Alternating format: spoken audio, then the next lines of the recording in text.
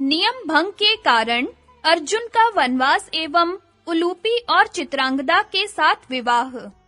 वैशंपायन जी कहते हैं, जन्मेजय, पांडव लोग ऐसा नियम बनाकर वहां रहने लगे। उन्होंने अपने शारीरिक बल और अस्त्र कौशल से एक-एक करके राजाओं को वश में कर लिया। द्रौपदी सभी के अनुकूल रहती, पांडव उसे पाकर बहुत संतुष्ट और सुखी हुए। वे धर्मानुसार प्रजा का पालन करते थे। उनकी धार्मिकता के प्रभाव से कुरु वंशियों के दोष भी मिटने लगे। एक दिन की बात है, लुटेरों ने किसी ब्राह्मण की गौएं लूट ली और उन्हें लेकर भागने लगे। ब्राह्मण को बड़ा क्रोध आया और वह इंद्रप्रस्थ में आकर पांडवों के सामने करुण क्रंदन करने लगा। ब्राह्मण ने कहा कि पांडव, तुम्हारे राज्य में दुष्ट आत्मा और क्षुद्र लुटेरे मेरी गौएं छीनकर बलपूर्वक लिए जा रहे हैं। तुम दौड़कर इन्हें बचाओ। जो राजा प्रजा से कर लेकर भी उसकी रक्षा का प्रबंध नहीं करता, वह निस्संदेह पापी है। मैं ब्राह्मण हूँ, गौओं का छिन जाना मेरे धर्म का नाश है। इस समय तुम पूरी शक्ति से मेरी गौओं की रक्षा करो।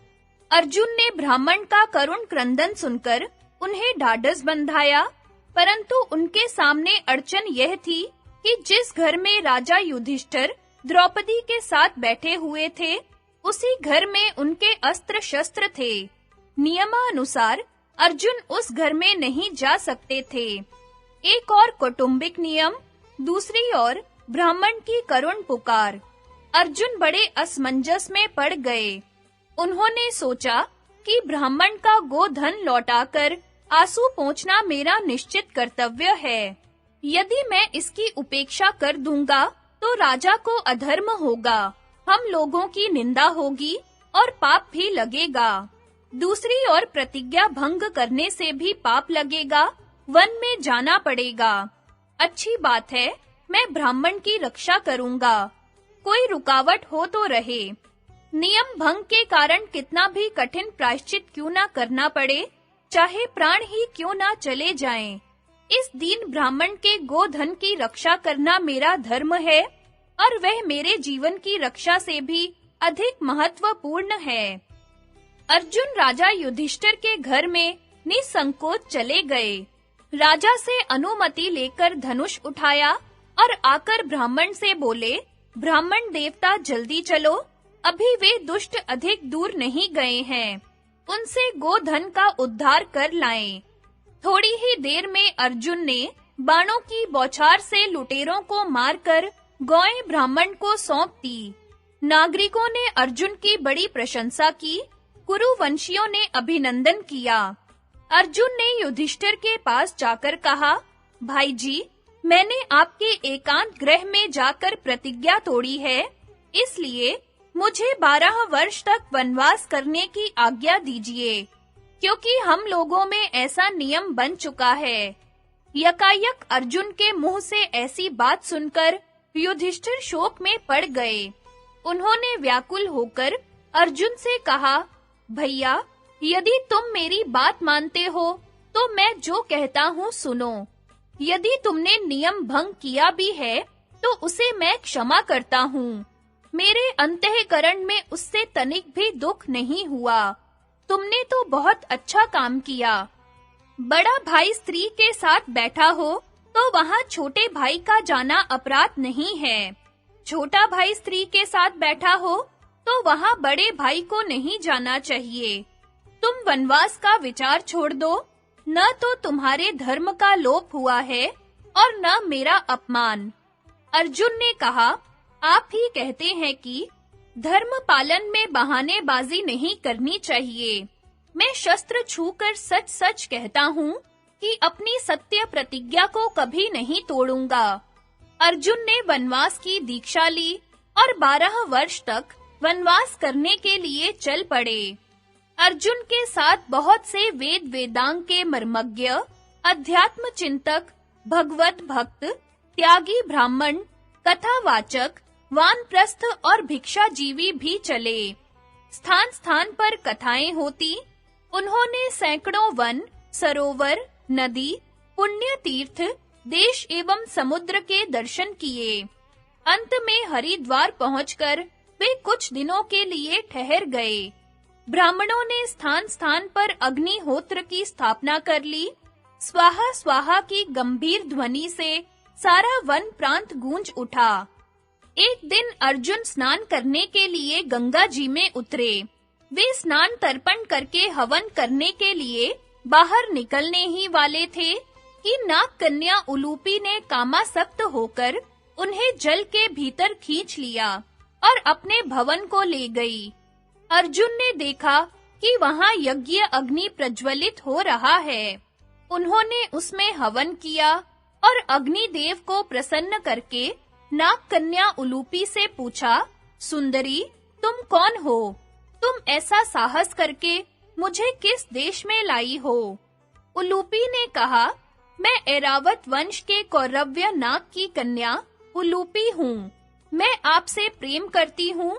आपके अतिरिक्त मेरी दूसरी गति नहीं है। आप मेरी अभिलाषा पूर्ण कीजिए, मुझे स्वीकार कीजिए।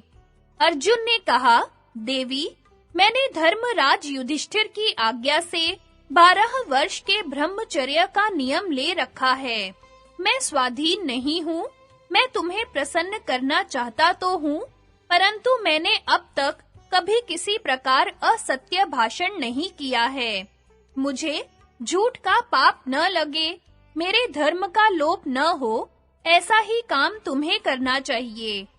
उलूपी ने कहा, आप लोगों ने द्रौपदी के लिए जो मर्यादा बनाई थी, उसे मैं जानती हूँ, परंतु वह नियम द्रौपदी के साथ धर्म पालन करने के लिए ही है। इस लोक में मेरे साथ उस धर्म का लोप नहीं होता। साथ ही आर्त रक्षा भी तो परम धर्म है। मैं दुखिनी हूँ, आपके सामने रो रही हूँ।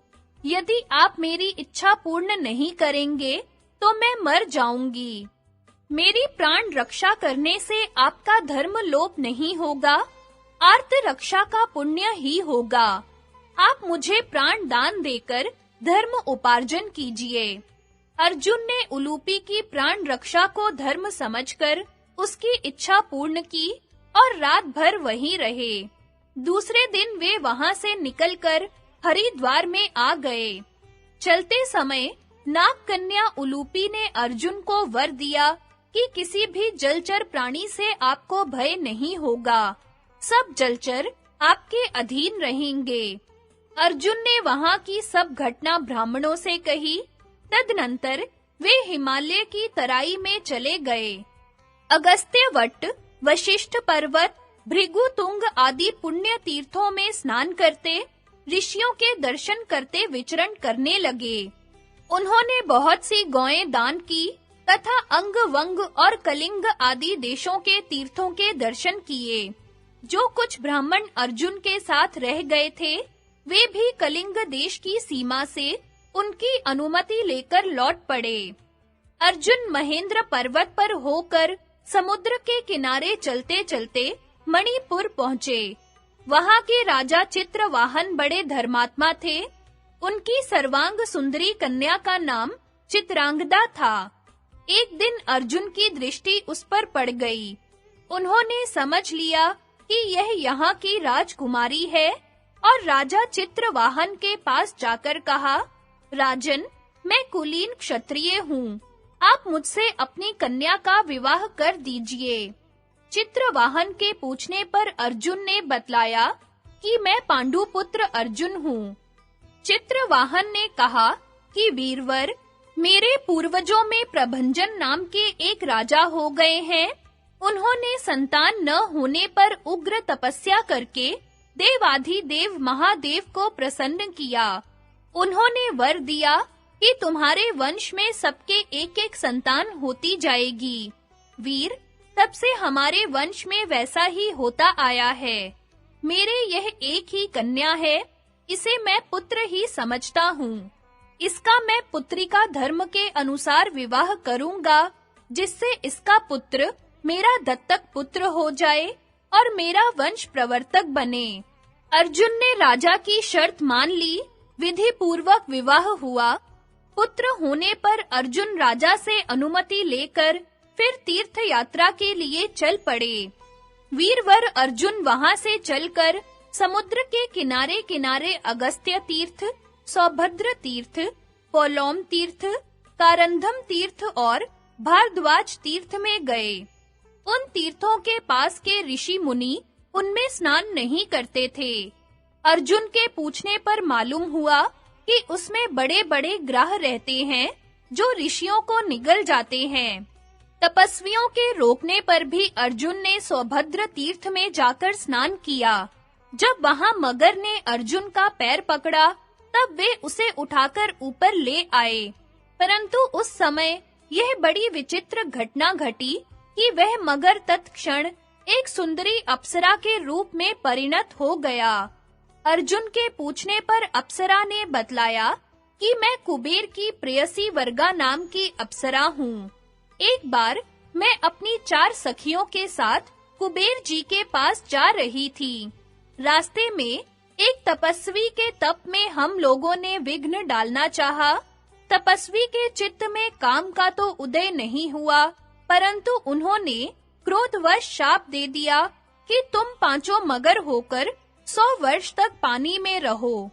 देवर्षि नारद से यह जानकर कि पांडव अर्जुन यहाँ आकर थोड़े ही दिनों में हम लोगों का उद्धार कर देंगे, हम लोग इन तीर्थों में मगर होकर रह रही हैं। आपने मेरा तो उद्धार कर दिया, अब मेरी 4 सखियों का भी उद्धार कर दीजिए। उलूपी के वरदान के कारण अर्जुन को जलचरों से कोई भय तो था ही नहीं। उन्होंने सब अप्सराओं का उद्धार भी कर दिया और उनके प्रयत्न से वहां के सब तीर्थ बाधाहीन भी हो गए। वहां से लौटकर अर्जुन फिर एक बार मणिपुर गए। चित्रांगदा के गर्भ से जो पुत्र हुआ, उसका नाम बभ्रुवाहन रखा गया। अर्जुन ने राजा चित्रवाहन से कहा कि आप इस लड़के को ले लीजिए, जिससे इसकी शर्त पूरी हो जाए।